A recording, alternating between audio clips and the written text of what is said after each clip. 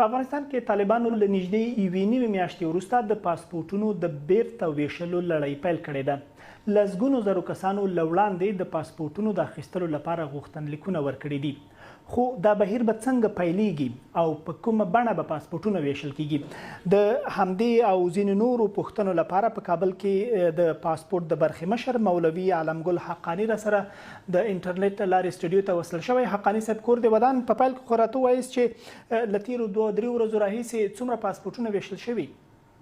نو د تېرې پرون بله ورځ راهیسې چې موږ کله د پاسپورټونو د ویش لړۍ پیل کړې ده، نو تقریبا پرون بله ورځ د 3 بجو نه وروسته تر ماښام او ماخوستنه پورې 3200 څو پاسپورټونه توزیع شول. پرون ورځ 200 کم 4000 پاسپورټونه توزیع شو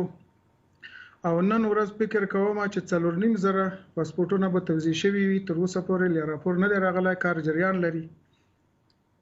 او که په اوسط ډول راته ووایاست داسې ښکاري چې ستاسو د پاسپورټونو د ویش ظرفیت ورځ تر بلې لوړیږي. څومره ظرفیت لري هره ورځ څومره پاسپورټونه ویشلی شي اوسني کارکوونکو او د دوی کاري چاپیریال ته په پام؟ په دې هکله باید دومره ووایم چې مخکې په ورځ کې 2500 نه تر 3000 پورې پاسپورټونه توزیع کېدل، او اوس زه په پام کې لرم او امید لرم چې موږ به په ورځ کې 15000 پورې او چې لږ نور د کوم غیر حاضر مامورین دي چې دا هم راپوره شي تر 6000 پورې پاسپورټونه موږ به توزیع کولی شو. او موږ ته ویل شوي دي چې لسګونه زره کسانو له وړاندې غوښتنلیکونه ورکړي دي د پاسپورټونو د اخیستلو دپاره. راته ویله چې دغه پاسپورټونه چې اوس یې تاسې ویشئ دا یوازې د هغو کسانو دپاره دي چې پخوا یې غوښتنلیکونه ورکړي، که نه همدا اوس هم خلک کولی شي ستاسو ادارې ته د پاسپورټ د اخیستلو غوښتنلیکونه درکړي؟ په دې هکله باید دومره ووایم چې موږ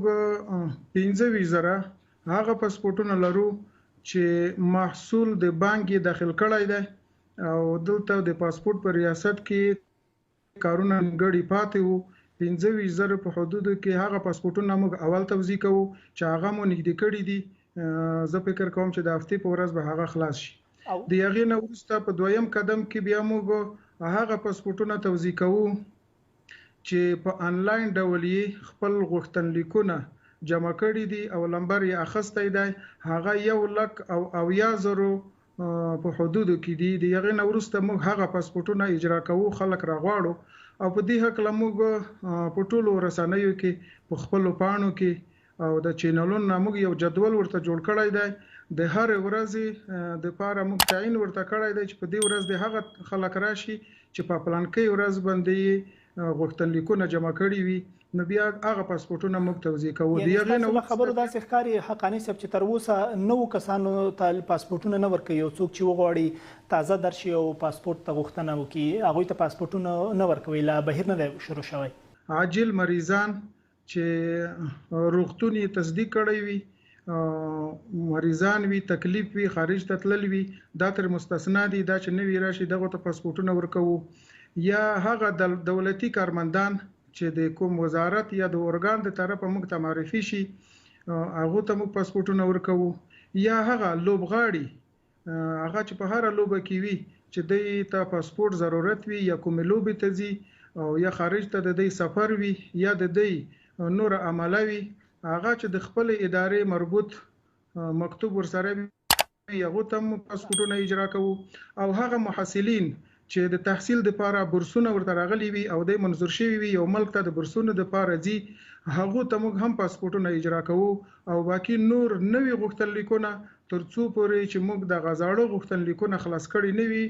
نوي غوښتنلیکونه نه اخلو. او پخوا په ډیرو ولایتونو کې پاسپورټونه ویشل کېدل، مثلا په جلال آباد کې او په هرات کې او په مزار کې. اوس خو یوازې ګمان کوم یوازې تر کابل پورې دغه بهیر محدود دی. نورو ولایتونو کې کله پیلوي؟ او په راتلونکي هفته کې به انشاءالله په ولایاتو کې هم خپل د پاسپورټ فعالیت پیل کو او تخنیکی ټیم به دې باندې لګیا دی چې هغه چاپ کوي په ولایتونو کې، کنه کابل ته به رالیږي بیا به کابل کې چاپ کیږي؟ په ولایتونو کې غوښتنلیکونه ورکوي هغه کارونه اخلاصيږي بي په بایومتریکي حالت کېږي د چاپ د لپاره بیا هغه کابل ته رالیږل او مخکې د تذکرې تایید ته اړتیا وه اوس هم که څوک غواړي نوی پاسپورت واخلي تذکرې تایید به کوي که به څه کوي او په څنګ کې میلیونونه برېښنایي پیژندپاڼې هم ویشل شوي دي مخکې به چې چا دغه ډول برېښنایي پیژندپاڼې درلودې د تایید دپاره ورته اړتیا نه وه اوس بهیر څنګه دی په دې اکله موږ د وزیرانو شورا ته د کورنۍ چارو د وزارت ته لارې پیشنهاد لګلای دی چې په دې موږ الکترونیکی تذکرو په حق له پاسپورتونو اجرا کو او که د کاغذي تذکرو په حق له د هغه حکم نه درغله هغه ته انتظار یو اوس موږ پاسپورتونه چې دی اجرا کوو ضرورت ته ګورو چې د چا ضرورت وي عاجل مریض وي هغه ته پاسپورتونه اجرا کوو څنګه به کوي مثلا تذکرې تایید ته یعنی بيخي اړتیا نشته اوس که یو مریض درځي تذکرې تایید نه غواړي مخامخ پاسپورت ورته ورکوي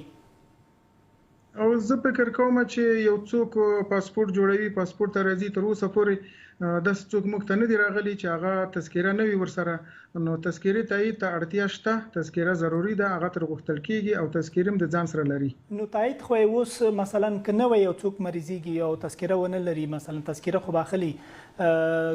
ویره دا ممکن بل څوک د افغانستان پاسپورت واخلي دغه د مخنیوي لپاره څه کوي ځکه په خو د تاییدي شرط و چې دا به تاییدېدل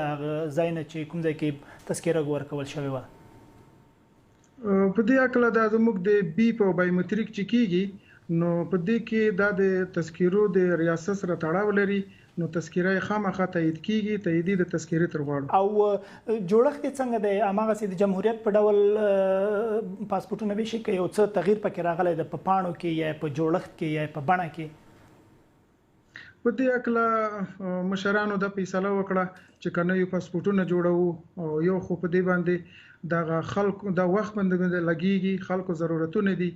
نو د خلکو ضرورتو ته په پام کې نیولو سره په حال موږ د غزاړه پاسپورتونه چې د موږ سره پراته دي هغه د جمهوریت په نوم باندې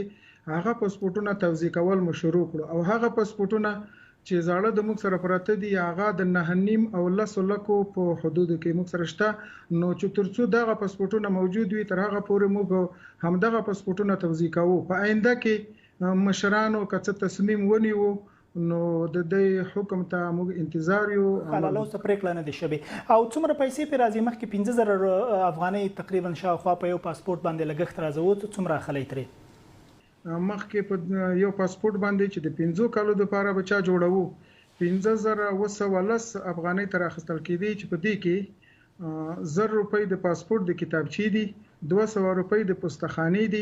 یعنی په مجموع کې نه غواړم چې ډیر جزئیات ته لاړ شم هغه 15000 چې تاسو ویل هغه مر پیسې تر اخلي تاسو مخ راته ویل چې تاسو یوازینۍ لمړنۍ ادارې یا لډیرو محدودو ادارو چې د طالبانو په نظام کې نو ټولو خزینه کارمندانو ته اجازه ورکړي چې بیرته درستنی شي او کار وکړي څنګه مخبل مشرتابه قانې کې چې تاسو د غوښتنه ومني چې تاسو وزارت کې خزینه ټولو کارمندانو ته د کار اجازه ورکړي موږ خپل مشرتابه ته پیشنهاد وکړو چې د موږ په ریاست کې خزینه کارکونکو ته اشد ضرورت دی او د موږ مشرانو تل د خپل ملت او د خپل ملک د عوامو لپاره هغه فیصله کړې ده چې په هغه کې د افغانستان د مظلوم او لیکن مولوی صاحب څنګه مقانع کړل خبره مې انده کوله چې کله ګر تر لاندې کې چې قانې مو څنګه کړل ځکه په نور ادارو کې خزینه کارمندانو ته ضرورت شته معرف کې شته مثلا صحت کې شته مثلا د ټولګټو چارو وزارت کې شته په خاروالۍ کې شته هغه ته ویل شوی چې تاسو په کور کې نه تر هغه چې بیا درته وایو تاسو دوی قانع کړل چې تاسو ته سم دستي اجازه درکړي چې خپل خزینه کارمندان درو غواړي دا دغه څه مو وکړل وزارت ته مو مشرتابه ته مو ویل چې اجازه درکړي په دې اړه دومره ویل شم چې موږ پیشنهاد ورته وکړو چې په د پاسپورت ریاست کې په مربوطاتو کې خزینه کارکونکو ته اشد ضرورت ده ځکه دلته د هر چا خور او مور راځي بي په بایومتریک کېږي د نګدې نه عکاسي کېږي نو دا د دوی د مشرانو سره خپل هم احساس وو چې په دې اداره کې شدید ضرورت ده نو د خپل احساس د وجنه موږ ته اجازه راکړه چې د پاسپورت په ریاست کې خزینه کارکونکو البته د شرعي حجاب سره خپل کار ته حاضر شي دغسې چې تاسو وویل چې په پاسپورت ریاست کې ښځینه کارمندانو ته اجازه ضرورت شته ځکه ښځې راځي ناروغانې راځي هغوی دپاره باید خدمت وکړي ګمان نه کوئ د یو چارواکي په ډول چې همدغه ډول د دولت په نورو ادارو وزارتونو کې هم ښځو ته اړتیا شته چې ورشي او کار وکړي هغه که معلمانې دي هغه که ډاکټرانې دي هغه که په ښاروالۍ کې دي هغه که د ټولګټو چارو وزارت کې دي ګمان نه کوئ چې په نورو ادارو کې هم ضرورت شته نو په دې اکله که دومره ویلی شم چې دا د وزارت خارجه یا د مجاهد صاحب پر اړه لري په دې اکله به جواب هغوی نه پوښتنه وکړي هغه به جواب قاطع درکړي خو ستاسو د یوه چارواکي په ډول ګمان نه کوئ چې اړتیا مو په خپله اداره کې حس کړې ګمان نه کوئ چې په نورو ادارو کې هم اړتیا شته زه فکر کوم چې ما احساس وکړو د خپل ادارې مسؤلیت دی د ما سره نو د ما په اداره کې ښځینه کارکوونکو ته اړتیا شته او د نورو ادارو مسؤلین هغه د خپل ادارې جواب خپل ویلی شي او که نورو ادارې مشران راسي او خپل مشرتابه ته ووایي چې زما په اداره کې هم ښځینه کارمندانو ته اجازه شته ګمان کوئ چې قانع کولی شي مشرتابه لکه تاسې چې قانع کړ زه فکر کوم چې د افغانستان اسلامي امارت هر وخت کې هغه فیصلې کړې دي چې په هغه کې د افغانستان ملت ته خیر وي او د ښځو لیکن خبره زما محدوده وه زما خبره د ښځو د کار دپاره وه چې ستاسو په اداره کې چې ارشد ضرورت شته همدغسې په نورو ادارو کې هم شته ورته که نه شته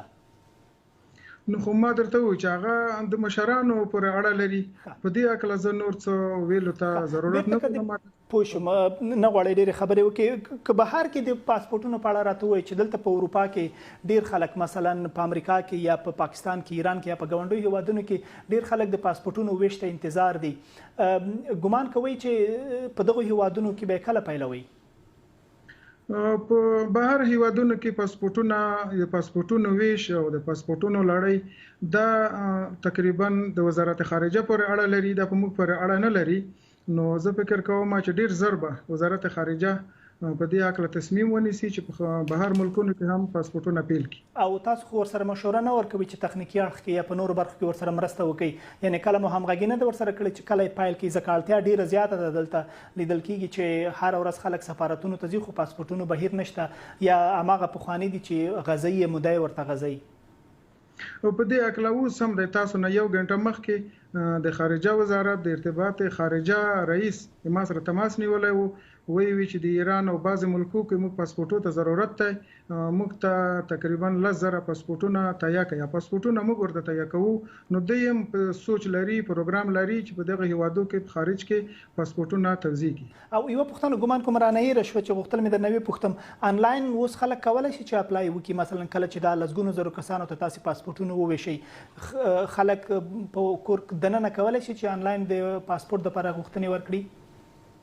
دغه مخکې غوښتنلیکونه چې ختم شي ان شاء الله تعالی چې موږ به بیا انلاین غوښتنلیکونه جمع کوو په کور کې چې ناست وي او د دې غوښتنه به جمع کیږي دا که به مشکل نه وي